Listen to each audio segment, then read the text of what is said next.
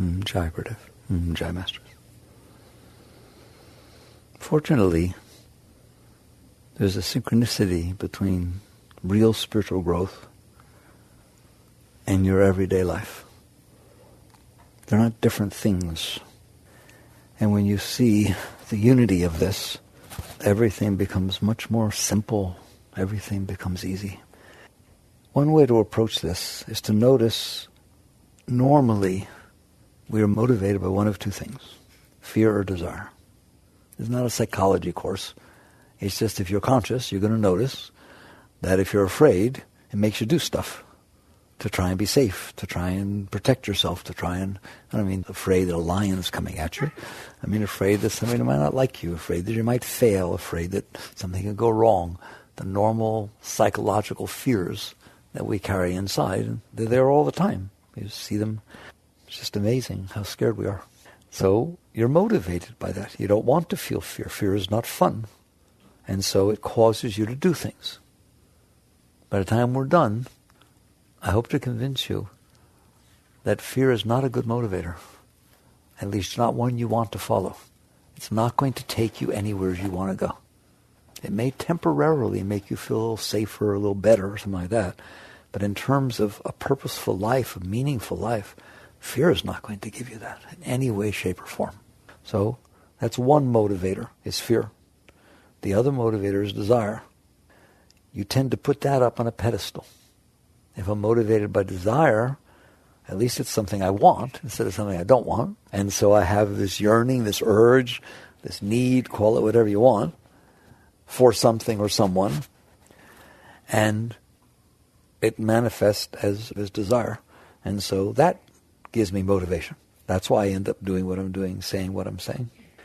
By the end of this discussion, I hope to convince you the desire is not going to take you anywhere you want to go.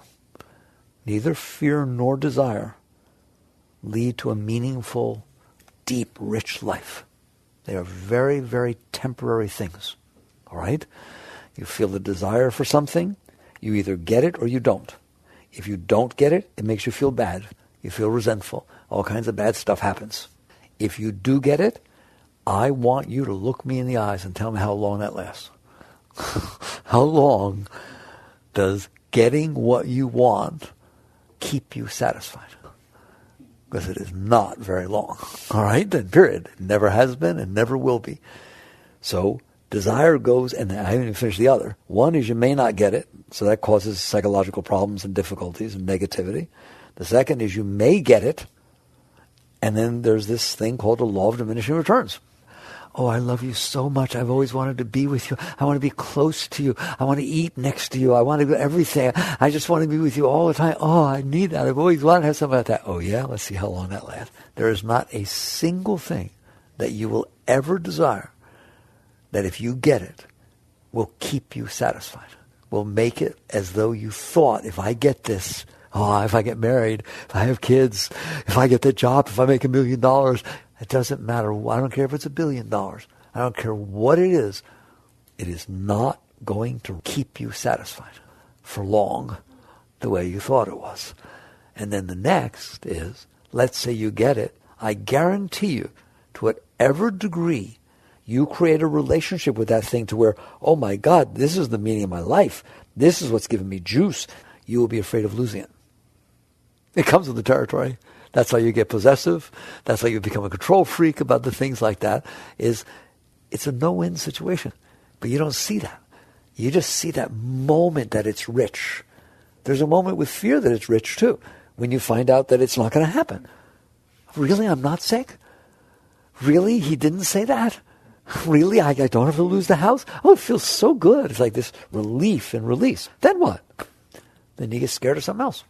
You'll just catch on, if you will pay attention, that fear and desire are very, very shallow. And they just last for moments, or they don't. They last for a long time. The only time they last for a long time is if you fear something, you keep being afraid of it. If you desire something, you don't get it. I don't know what to explain to you, but people are living off those energies. And then their life has no meaning. How about the only meaning and purpose of your life is avoiding the fear of the moment and getting the desire of the moment? Because they do change constantly, don't they? You're scared, oh my God, to lose the house. And all of a sudden you see two people talking together. Hope they're not talking about me. What happened to the house? It's like you just moment to moment jump from one thing to the next. So a fear is something that motivates you to serve it. A desire is something that motivates you to serve it. Fears and desires constantly change. They are very shallow. They are a product of the psyche. They are not of God. They are not of spirit. They are not of depth. They don't come from a deep part of your being. They come from a very, very shallow part of your being, both fear and desire. Where do they come from? Let's do that. I've done it once with you before. I'll do it very quickly. Where do fear and desire come from? Believe it or not, the easiest way to see it is from the other end. Let's say you're madly in love. You fell in love. You really fell in love. Your heart popped open. You're just feeling all this joy, all this energy, all this well-being. And somebody says to you, I heard that some girl you knew 3 years ago was saying bad things about you. Really? Okay. It doesn't do anything to you. It doesn't take your love away. You are feeling something beautiful inside yourself because you feel strength, because you feel wholeness. Things can happen. People sit there and say, we found something wrong with the house. All right, we'll take care of it. It just rolls off your back like water off a duck when you're doing well. If you're not doing well, I'm tired, I'm scared, I have all these problems. One more thing, and it feels like, the straw that breaks the camel's back. Fear is a weakness in the psyche. They run our lives. How can we not talk about this? Fear is a weakness in the psyche. Wherever you don't feel whole, there is this sense of lacking. There is this sense of weakness. Whenever you are weak, you feel vulnerable. You feel that I can't handle another thing. I can't take another step. I can't carry any more burden. And so it creates this tremendous fear that it's going to get worse, that something's going to go wrong. If you're already in a space where you don't feel well, it's very easy to be afraid of feeling worse because your consciousness is focused on not feeling well. And so just fears breed fear. Weakness breeds fear. Non-well-being breeds the fear of non-well-being. If you feel well, I'm telling you, your fears fall away. You don't feel fear unless you feel well dependent on something else and you fear losing that. All right, we'll get there in a minute. But right now I'm just talking about just that raw psychological, all right, here. You are alone, you went and you met some friends at a movie, there's nobody with you, a lot of them are new people, and you're having a conversation, and you're feeling a little awkward, and you say something, and your mind tells you, oh my God, that was stupid. And you start to feel embarrassed, start to feel self-conscious. Those are fears. Fear of rejection, fear of not doing well enough, and you just get all lost in that. There. That's because you are weak. You feel vulnerable.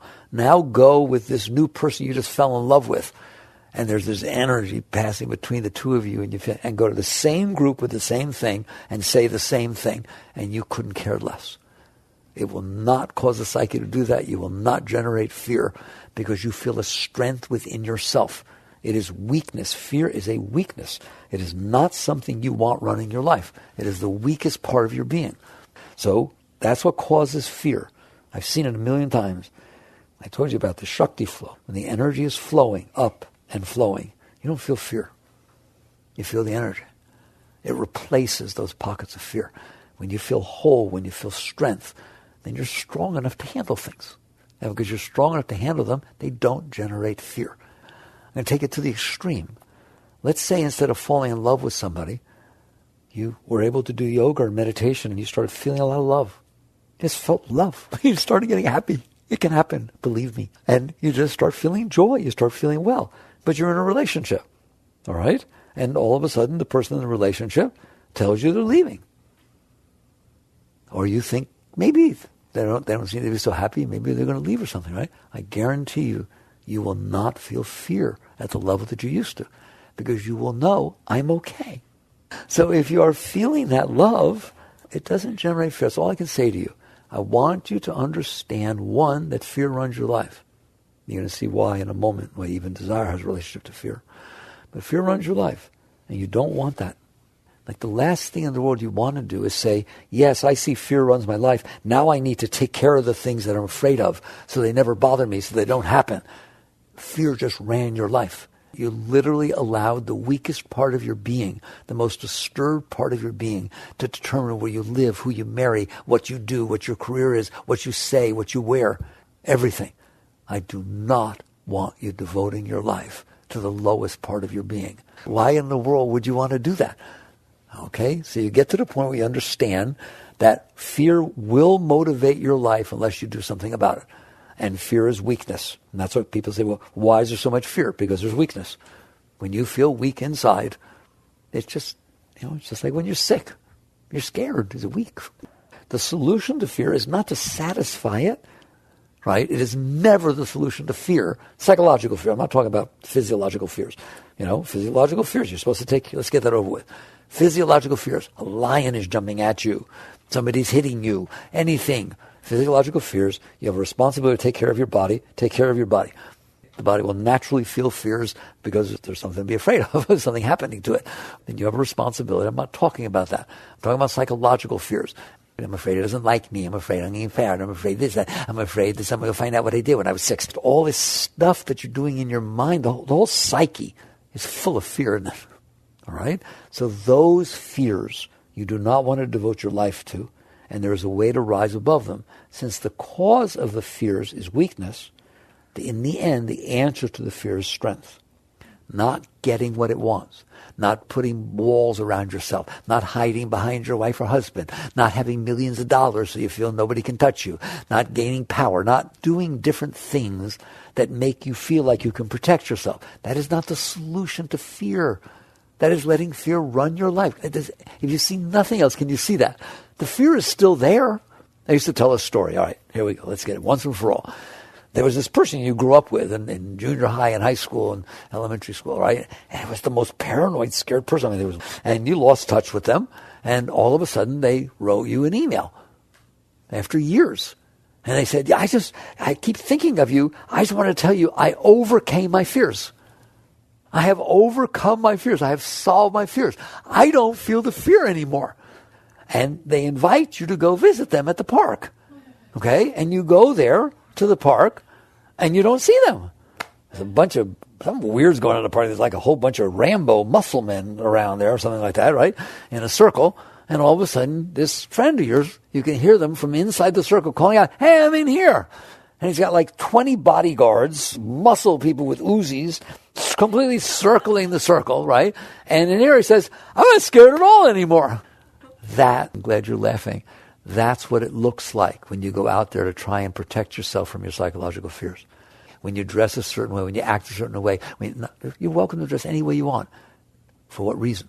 If you dress a certain way because you're afraid people won't like you, if you dress a certain way because you're afraid you won't match what's happening at the party, if you dress a certain way because you don't want to look stupid and whatever, you understand that? If it's fear that is motivating you, then it is the same as that person trying to get rid of the fear by hiding behind all these muscle people they're protecting.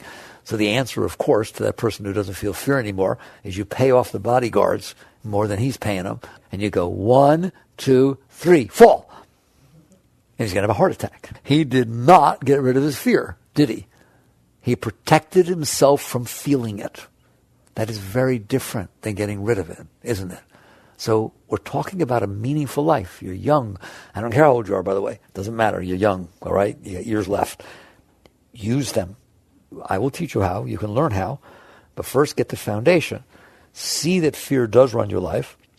And see that the natural tendency is to protect yourself from what you're afraid of. And that's why you say what you say, do what you do, wear what you do, the whole ball game. And please understand that when you do that, you are wasting your life. Where are you going? You're not going anywhere. You're just avoiding something. Like, I'm going to take a trip. Where? Wherever the traffic isn't, because I don't like traffic. I'm not going to go anywhere. When I start to get traffic, I turn around. Okay? There's no purpose for that life. What are you going to achieve? Where are you going to go? I avoided as much fear as possible. No, you didn't. Fear ran your life. All right. So there's fear. Okay. We're going to learn how to rise above that. And I gave you the foundation. The cause of fear is weakness. Therefore, the answer to fear is strength. So the cause of the fear is inner weakness. If you solve the inner weakness, the fear will fall away. or at least you can rise above it. You transcend it is what we call it. All right. The second is desire. I touched it. I'm going to finish it. The truth of the matter is, someday you will go deep enough to see that desire is hidden fear.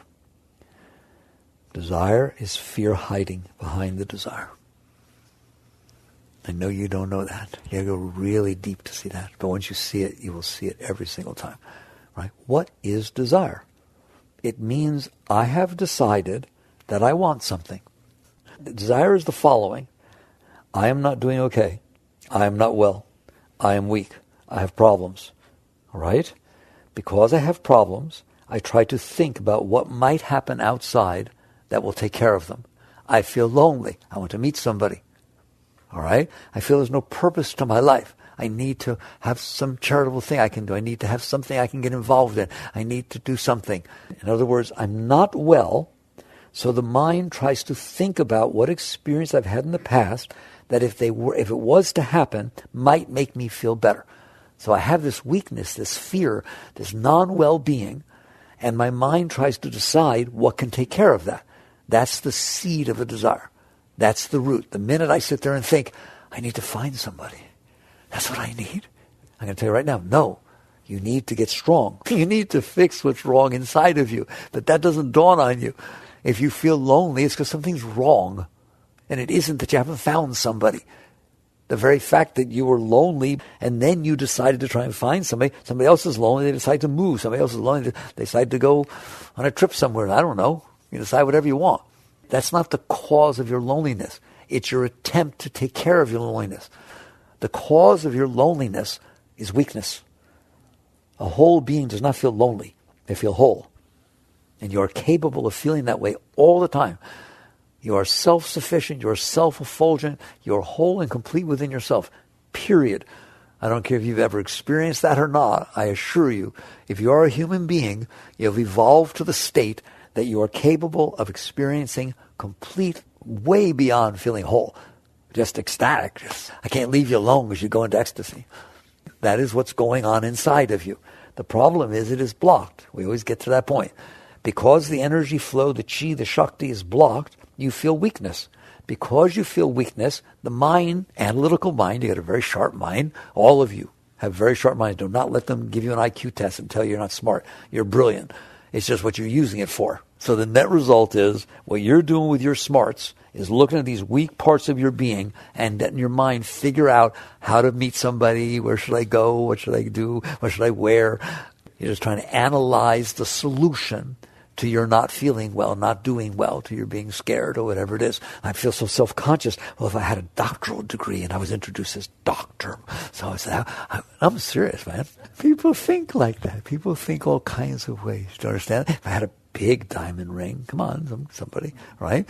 Right. If I was president of the Whole Food Society, I don't know what group I have here, right? The point is, you think of things that you think if they happen outside, will placate, take care of this weakness that you have inside. The moment you define that, of course your heart gets involved in it because you want to feel well. Notice it started with weakness and fear again, but this time it came up with a solution that something needs to happen for me to feel better. That is the seed of desire. That is where desires come from. So now that I have felt if I meet somebody, I will be happy, I will do well, I can sleep better, everything will be better. I know I saw it in the movies. I swear, you see it in the movies, and you can come up with it, right? Now, all of a sudden, everyone you meet who potentially could fulfill this, you feel this attraction, this urge. It creates, your heart gets involved in it. That is what creates a desire. And that's why every one of you have different desires. And that's why you have different desires at different times. Because it is depending upon what the root that is manifesting inside, your mind is going to figure out how to solve it, and then you're going to go out there and look for it, and that all of it ties together. Now you've got your mind and your heart and your fears and all this tied together, and you aim your whole being at this. But again, it's very shallow. It will betray you. Because how many different fears do you have? All right? There are lots of different things. The psyche is really weird, isn't it? It's not one thing. And so when the one thing becomes your center point and you focus it on that, If you get it or you don't get it, it doesn't matter. Something else is going to show up. That's why there's 50% of all marriage and divorce. This is why your relationships are so difficult. This is why people change jobs all the time. This is why everything. This is why you look forward to your vacations instead of looking forward to going to work. In fact, you go to work and tolerate it so you can earn the money to go on vacation. Then you get neurotic trying to figure out where you should go. Why? Because you're not okay. And you're trying to be okay by creating situations outside that you have decided will make you okay, and then you put your whole heart and energy into it, and that creates this flow that you call a desire. And they can be strong, can't they? How strong can a desire be? Whoa, it'll sweep you right off your feet. Next thing you know, you're running someplace you said you weren't going to go, right? It's very strong because it comes way down to the core. So both fear and desire really come from the same root. I know this because when you feel whole and complete, this is so important. When you feel whole and complete, and you can feel whole and complete. I mean, literally, just you feel one. Hey, can you feel good physically? Can you feel healthy and feel good? Or do you have to be sick all the time? You can feel good. Then why can't your psyche feel good? Why can't your inner body just feel whole, complete? You wake up in the morning, you giggle. I feel joy. I feel love. I feel complete. I feel completely content. So, you're whole. When you are like that, you will not feel fears, or if you do, they just come and go, and you will not feel desires like that. Now, don't worry. It will be replaced with something much greater, but I want you to pay attention. It will not be desire. And I'm the one who's, other people define desire different ways. Understand, I have defined desire as the fulfillment of a need. That's what desire is. You don't desire things you don't need. You don't desire things you decide you don't want. So it is really from the root. Net result is if you're whole and complete within yourself, you wake up in the morning and you giggle, I'm back. Why would you get out of bed? Because it's fun. It's fun to get out of bed. It's fun to do things. It's fun to interact with people. It's fun to interact with life. Why would you get married? Because you hang out with somebody and there's a lot of love and it's fun. You do things just for fun. That's what replaces fear and desire. All right? Should you become whole and complete within yourself, then all the energy, oh my God, all the energy that you deal with fears and desires and the whole psyche and all this junk that goes on in there flows up. And you start feeling just joy like a kid at Christmas. So the Bible means when it says, lest ye be as little children.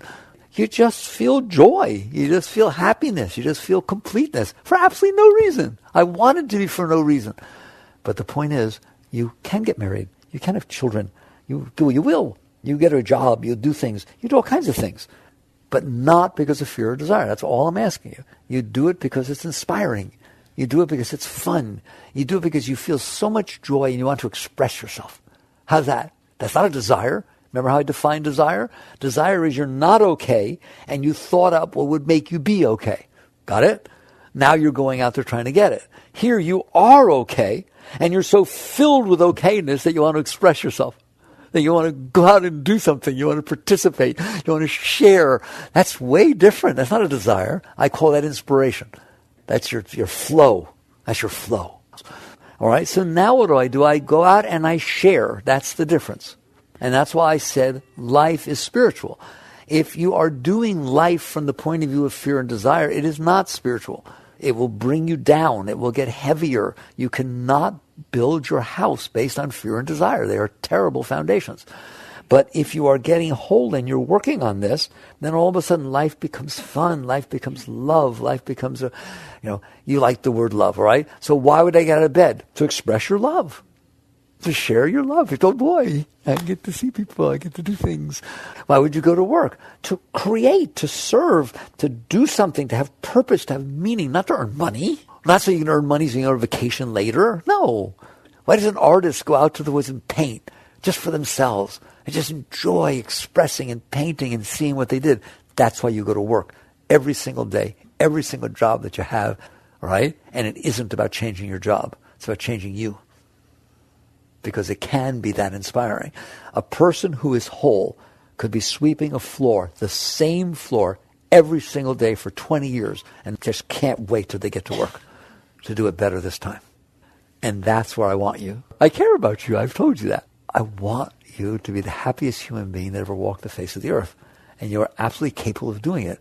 But don't sit there and say, the only way I'm going to do it is to fulfill my desires and avoid my fears. No, you are guaranteed to get nowheres if that's what you're doing. First, you have to work on yourself. Learn to be whole and complete so that then you can enjoy coming out into the world, which is a wonderful, fun place. A lot of things going on planet Earth, isn't there? You really won the lottery when you came down to Earth. Every single moment, every single second of your life is so much going on. You say it's overwhelming. Pluto's not overwhelming.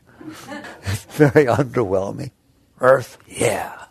Not a single moment of any day that you've ever had was the same as the moment before. It's just constantly changing. New things, everything. The trouble is you're scared and you're desirous. Once more, if you are scared, how can you possibly enjoy what I just said? In fact, when I say it to you, every moment is different. You don't even know what's going to happen next. You get scared, right? If somebody's really sick and I sit there and say, hey, we're going to go hiking. Leave me alone. If somebody's healthy, yeah, let's go. If you are not doing well inside, and I say life is constantly changing and meeting new people all the time, oh my God, you don't even know what's going to happen next, do you? Right? It just is unbelievable. You get scared because you are already overwhelmed with fear. And what you want to do is control things so that you can get rid of the things that you fear. And you have these desires and all you care about is those things. Well, will I meet my soulmate? Tomorrow will I meet my soulmate? I don't care if they change as long as I meet my soulmate. Right? You put these limitations on life, you're not going to enjoy your life. You're going to be afraid. You're going to be desirous. Desire is not fun. It's not fun to have a desire. It's fun to fulfill it. Desire will drive you crazy. People get weird. These desires can't be fulfilled. Same thing with fears. God, I hope I'm convincing you about fears and desires. They are not your friends. They are problems. And they are not natural either, by the way. They are a sign of illness. They're a sign of sickness. The psyche is not well. And so it is generating and creating things that it thinks can protect it and take care of it. Fear, desire. All right. So the alternative is you work with yourself, you become whole, and every one of you can do that, and now the world starts to look totally different. All right? It looks like fun. It looks like camp. It looks like Disney World. It just looks like every person you meet is exciting. I told you once, we have deer out here. I hope you've seen them. Come out during the day. There's always deer out here. There isn't a single person I know that when they see one of these deer, especially now Bambis are running around, right? Really spotted little Bambis are running around, okay? And they just go, oh. They all do that. They go, oh, look at the deer.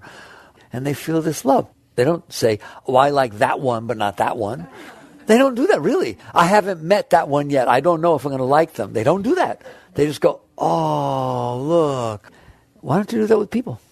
People are way more interested in deer. I guarantee. I've been hanging out with deer for a long time. All they do is run away. People are very interesting. Every one of them has a story. Oh, my God, they're very complex, right? Why don't you just get equally as excited when you see a person? No, I haven't met him yet. I don't know him. I don't know what he's like. Because you're scared. You're not scared of the deer. I'm just showing you how scared you are. When you become whole, you're not like that. You're just excited. It's just fun. It's just, oh my God, it's fascinating. So all these, here's the difference between somebody who's in trouble and somebody who's whole. I went to New York and I went in a cab, and when I got out, somebody mugged me. I swear, somebody just knocked me over. Just took my wallet. And I came right home. I'm never going back to New York. In fact, I'm never going to any city ever again. In fact, I'm never getting a cab. In fact, I'm not going to have a wallet. Why even bother having a wallet? They just take the wallets all the time, all right? I just stay at home, put up bar. I got walls, bars on the windows. So they can't get in here, all right? That's it. And I got a safe. I got a real big safe. And I won't go out, and it's never going to happen to me again. All right. That's the person who was in trouble to start with. Now, here's the whole person goes, I went to New York, and I was taking a cab, and I got in the cab, and this person came and knocked me down and stole my wallet. It was like, I'm like a New Yorker. It was really neat. I heard that happens in New York. What an experience. I called the police. I got to New York, NYPD, all right? It was like a movie. I extended my stay for a week, and I kept riding in different cabs to see what's going to happen again. How often does it happen, right? And I realized it doesn't happen that often. Look how special I was. It happened to me. I got to have this amazing experience on my vacation. You didn't have that one. And it's like, wow. Who do you want to be? You both had the same experience. What does your mind tell you? You don't be like that. It'll happen again. That's what your mind tells you. No, it won't. No, it doesn't happen. It doesn't work like that. It's just something happened outside. How did you do with it? In one case, because you're sick, you did terrible with it. Because you already were sick. You already were in trouble. And so this was just more than you could handle. And so it drove your life. In the other case, because you were healthy, it was fun. It was exciting. It was something to tell your grandkids about. This is my philosophy. If you're going to go through the experience anyways, would you rather have it be traumatic or fun? In both cases, you went through the experience. There's nothing you can do about that. It happened. I'm not telling you not to protect yourself or, be cautious. I'm not telling you that. I'm just saying it happened. Well, once it happens, it's over. Would you like it to have been a traumatic experience and screw up your entire life? Or would you like it to have been a fun experience that you get to tell people about? That's up to you. The experience is not up to you. You didn't mug yourself. But how you process it is completely up to you. The effect that it has on you is up to you. So now we're down to, you don't want to devote your life to your fears and desires. That's a no-win situation. So the only way to not do that, and really is the only one not to do it, is to work on yourself enough to where the fears and desires are not running your life, and then you learn to build strength. When you work out, they talk about building the core. That's not the core, that's the body's core. There's a core in there. It's called you. And you can build your strength. It's called building your center. You build the strength of your being. Once you build the strength of your being, you become whole. You become complete. These fears and desires will fall off, or at least they will not run your life. It's easy to stay above them. Now what runs your life? Your interaction with life runs your life. Your joy, your excitement, the privilege of getting to interact with life, of having the different experiences happen to you. You participate in them with your entire heart and being, and you don't let fears and desires run you. All right? So now that we have a foundation, how do you do that? You do it by building your strength. I like that we're talking about this. I'm not an exercise type person, but I know they talk about building your core. I've heard them talk about it. That you have to work on your core and you build your core. I'm talking about the core of your being. So how do you build your strength? First, you have to want to.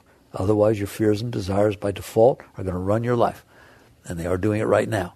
So how do I get my fears and desires not to run my life? They're real, they're there. I'm not telling you to deny them. You have to be aware. Yes, this is a fear pulling on me. This is a desire pulling on me. They're telling me what to do. This is fear telling me to do this. This is desire telling me to do this. They don't tell you, they demand. They demand that you do what they say. I'm not comfortable here. I don't want to be here. I don't want to be at this party. I'm not comfortable here. No, Paul's over there, and last time I saw Paul, he wasn't nice to me, so I don't want to be here. Guess what? You leave. You leave. You don't understand? That's fear running your life. You went to a party. There's other people there. Paul's not the only person there. Plus, Paul doesn't even remember what he did. He was drunk last time. But I'm telling you, you will leave. That is letting fear run your life. The same thing with desire. Oh my God, what if she's the answer? I know I just got married, but come on, man, anybody can make a mistake. Wow, really? We're going to let that run our lives, are we? All right. And the next thing you know, you become a conscious being. That's what it boils down to. You have to learn that there are going to be fears and desires, and they are going to talk to you. They talk to you through the voice in your head, and they talk to you through the emotions in your heart. I spent all this time, notice I'm almost done, and I haven't told you how to do it. Because I'm telling you, I have told you how to do it. You have to want to do this. You have to want to do this. That's 60 to 70% of it. You have to want out. I call it getting out. So once you decide you want out, you're going to see how strong these fears and desires are. I'm not denying they are very strong, but they are not stronger than you. But you want to tell me, yes, they are. You're wrong. There are things I know. I get to know things. I've been doing this for a very long time. There's not one single fear or one single desire that's stronger than you are. You remember you in there? You in there? Hi. Okay. You are the strongest thing. You are incomprehensible. You have been given free will. And that will is stronger than desire and fear. The reason you have, I told you why you have desires and fears. Because you are using your will to serve the lowest part of your being. If you're already using your will to serve fear and desire, you don't have any will to rise above them. So you have to just decide, I have fear and desire because I built them. I have to change this. It's not going to happen in 1 minute. It's not going to happen because you heard this talk. I had somebody come to me once and say, Mickey, God, it was so inspiring. I tried it. It seemed to work for a couple of minutes, but then another fear came up. It doesn't work. No, that is not what we're doing here. You don't play Beethoven in one sitting, do you? You don't become a great tennis player. You don't become an Olympian. You don't become brilliant in a language or in some science in the first course or the first class. This is that. This is your career. This is your hobby. This is your work. This is your sport. This is something you devote yourself to all the time. Why? It's more important than anything else you could devote yourself to. I got to the point where I realized everything else I'm devoting myself to is to try and take care of my fears and desires. It won't work. It doesn't do it. I should devote myself to this. The rest will happen, but I devote myself to this. It is your life's work. It is not a seminar. It is not some weekend retreat. This is your life's work. This is you sitting there saying, I get it. That's why I hope I belabored you to the point. I need you to say, I get it. Like, enough already. I get it. I get it. It's true. Fears and desires are always there, and they're never gone. So I devote my life to them. I've wasted my life. I don't want you wasting your life. A life is a very precious thing to waste. Your life should have deep meaning. It should be expressing yourself. It should be a beautiful work of art. I want your life to be a work of art. It's a Michelangelo. It's something really great. Every one of you. That's what your life is. Every minute of it. You're making something beautiful. You're making something great. That's how precious your life is. And you only have limited time to get to work. You can't do that if you're serving your fears and desires. So the first and foremost is, I want to do this, and I am willing to devote myself to doing this. Then the second is to understand that when you start, it will seem like your will, your intention, your will, you in there, are not stronger than these fears and desires. That is because you have given your will to the fears and desires. It's a habit, right? Just like if you want to stop doing a drug. I know, I talked to you, gave me the seminar. I agree I shouldn't do the drug anymore. Okay, go out and stop doing the drug. Little issues there, isn't there? You get this habit that's kind of got developed. Well, you have a habit of doing every single thing your fears and desires tell you to do. Some more than others, but boy, those things are strong. All right? You need to break that habit. That's your first thing. I'm in here. I have fears and desires. They are telling me what to do. I don't know any other way to break a habit than to not do it. When it's all said and done, you want to stop smoking? Stop smoking. You can't smoke and stop smoking. Okay? You can't do the fears and desires and not do the fears and desires. So you learn to rise above it. You learn to withstand the fact that there are these fears and desires, and the fear is telling you, oh my God, I don't want to leave the party. Just, do something very simple. Oh my God, it's raining. I might get wet. Oh, there's a good one. And you decide, is it worth giving into this, or is it worth getting wet? I don't tell you, every time I decide it's worth getting wet. I make him stand out there and get sopped before I would do what he told me to do to avoid rain. Okay? You just start playing with yourself. You start making it a game. I am stronger than these lower fears and desires that are trying to drive me. They're not wrong. They're not evil. They're not the work of the devil. They're just psychological problems that got created because of weakness. So I am going to build core strength, and that's what you're doing. You're investing in yourself. And just little by little, when they start telling you what to do, you don't do it. You start practicing. I used to do all kinds of things. Like, and he's eating his favorite food. You don't want to hear this. He's eating his favorite food. The little piece, that last piece that tastes so good, stays on the plate. For no reason other than he didn't want to leave it there. It's just like breaking any other habit. You build your strength by building your strength. Do you see it now? It's just like working out. You just do it for the fun of doing it. You take control again inside. It's not about right or wrong or good or bad. It's about sitting here saying, I live in here.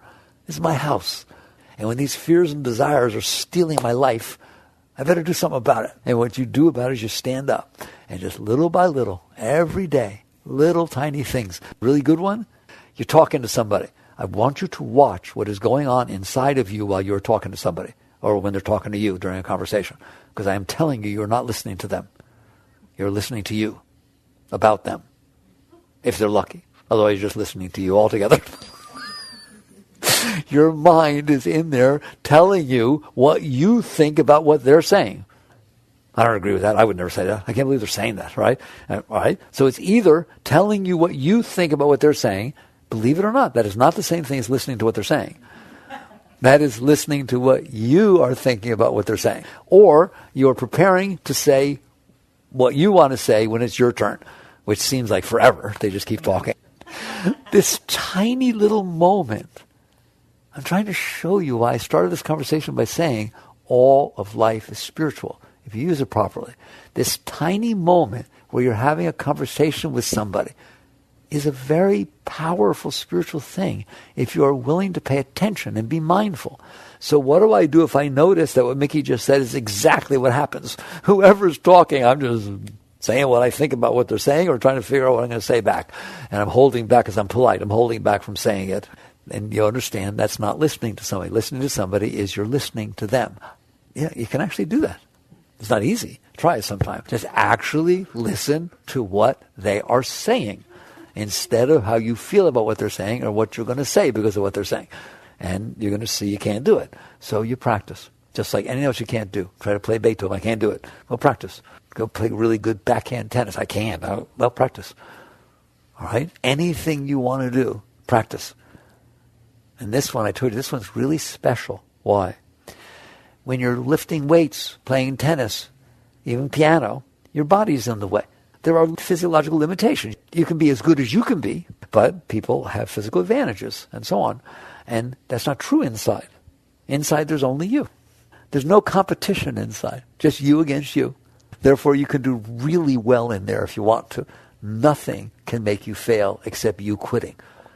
What did Yoda say? No try. Do or not do. Or something like that. I like that line, right?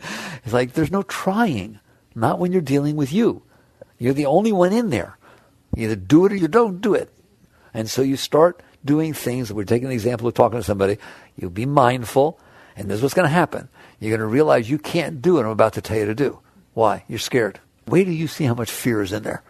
Why would it be that I can't listen to you talking? I'm scared that I'll get hurt. I'm scared that they'll take advantage of me. I'm scared I won't say the right thing back. I'm scared that you really are thinking that way. And if you're thinking that way, you could be thinking some other way too. I better not let you think that way, right? I'm telling you, it is fear that drives all that noise and all that stuff. So I don't want that doing it. So I'm going to pay attention to you instead. But I feel fear. I don't care. You better sit there and say, I don't care. I don't care if I feel scared when you're talking. I am going to listen to what you are saying. I'm going to rise above my fears. How's that? Ever heard that term? I'm going to rise above my fears. And I'm going to do it by not giving into it. I'm going to instead pay attention. So you start, I just call it working with yourself. How's that? You start working with yourself, building your core. Now, do you see why I call it core? You're building the core of your strength, your seat in self. Your seat. You are the one who lives in there. You. This is your house. Stand up. Regain your kingdom. This is your house. And fears and desires should not be running your life. You should be running your life. If you decide, I want to have a good relationship, I want to go here, you decide I want to get this job, I want to do this, then it happens. It happens because you said so. But what if the other person can rise above it? Give them some room. But I'm scared. Rise above it. Can fear ruin your relationship with another human being? Can desire ruin your relationship with another human being? Can fear ruin your job? God, they gave the raise to somebody else, and I'm embarrassed to even go in. God, everyone knew I wanted that raise. I might as well quit right now. All right? And so you start rising above, and by using this, by working with your core and working with your strength, next time it's easier, next time it's easier, next time it's easier, just like anything else. You stop smoking for a few years, you can imagine why you ever did. You break a habit, and then it looks stupid. Why'd you even do it, ever? It's the same thing with this. You start looking at those fears, pretty soon they're way far away. Fear and desire are like 17 miles away inside of you because you rose above them. You would never go with that in any way, shape, or form. And the moment you get to that seat where you are above it, you're going to start to get fed from inside. What do you mean you start to get fed from inside? You are actually in there. You're you, the consciousness, the center, the will, the soul, the Atman, call it whatever you want. You are the indwelling being. You have a nature, but not when you're lost in your fears and desires. You have to rise above it. And so you get strong inside, and all of a sudden you start to experience you. And you are beautiful. You are the most beautiful thing that was ever been created. When the Bible said man was created in the image of God, that's what they're talking about. And you will know that. This is not my philosophy. You will know that. You will start to experience that as you fall back into the seat of self, you feel divinity. You feel the rush of holy waters. You feel every single thing the Bible talks about. When it says, I was in the Spirit of the Lord's day, you were in you. You had fallen back into the depth of your being, not hanging out with your lower self, with your fears and desires. So you start to get fed from in there. Again, I told you, when Christ said, man does not live by bread alone, but by every word that leaveth the mouth of the Father, you are being fed from inside. You feel this happening to you. And that's what's meant by every word that leaveth the mouth of the Father. You're not being fed from outside. You're being fed from inside. And once you're fed from inside, you become whole. Just like that. Right? It happens gradually because it takes you time to let go. But once you start getting fed from inside, that to me, what I was just about to talk to you about, right, is a line in the Bible where Christ said, if thine eye be single, thy whole body shall be filled with light. But if thy eye be dual, then how great is the darkness within thee? You've all heard something like that, all right? That's what you're talking about. If you are centered to the depth of your being, to where you are just you, you're not all these fears and desires and all that junk. You're just you. Everything becomes filled with light. You become whole. That's what I was just about to talk to you about, right? You become whole and complete. It'll never stop. But if you are busy dividing yourself and your consciousness is all involved in all these fears and desires, then it's dark, isn't it? It gets really dark and messy. All right. So net result is, we've talked about the fact that if you don't do anything about it, your fears and desires are going to run your life. Maybe you've noticed that. It doesn't exactly work out really well running after your fears and desires. All right? What is higher? And what do I do about it? It is not about renunciation. Listen to me. I'm giving you, this coach giving you the final thing before we go out on the field, right? It is not about renunciation. It is not about renouncing your fears or renouncing your desires. That's just another word for suppression. I have these fears and desires. Mickey says not to devote himself to it, so I'll push them down. No. Don't do that. It does not work. What you need to do is come back to the root of the cause of your fears and desires. The cause of your fears and desires are your weak core, that you don't feel whole within yourself. So now you feel weak because you don't feel whole, and now you've developed these desires because you think it will make you whole, that the outside will make you whole. So the answer is always build your core, build your core, build your core, build your core. It's not about fighting your fears and desires. It's about building your core. If you build this strength of your being inside, they will fall off. How do you build your core? By exercising. You build your will by exercising your will. All right? You just do things, and don't do it with the big fears and desires. Don't worry about those. They're not there all the time. It's these little things. Somebody beeps at you. Somebody doesn't say hello. Oh, come on, every day all kinds of little things happen, don't they? Your mind tells you, oh, they're talking about me. I know they saw what I did. Rise above it. Just do a mantra instead. Breathe instead. So breathing's really good. When you start to feel the fears and desires, just breathe.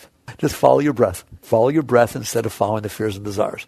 Just literally put your consciousness on the ingoing and outgoing breath instead of putting your consciousness on the fears and desires, or even putting your consciousness on what to do about the fears and desires. That's just another layer. To say, I see the fears and desires, what should I do about them? And start to figure it out. Right? You'll just build another layer, then you'll feel guilty because you didn't do it, and you'll feel desirous to do it.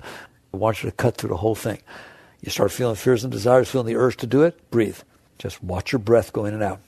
What you've done is shifted your consciousness to something deeper than your fears and desires. And they will come and go. At least you didn't go with them. I've given you enough. This is a crash course. All right. The most important thing I told you is, do you get it? Do you see that your fears and desires are a problem, not a solution? And you're not going to solve them by something in the outside world. You're not going to solve your fears by something outside. You're not going to solve your desires by something outside. You solve it by getting to the root of their cause. And the root of their cause is weakness. I've never taught it this way before, but you do see it, don't you?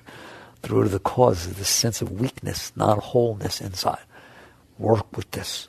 Work with this. Work with coming back to the core of your being. You won't feel that weakness. You'll start to feel strength. It'll take some time, but everything's worth investing in, isn't it? Especially, you invest in all kinds of stuff. Invest in yourself. All right, literally. Invest in the greatness of your being. Jagged.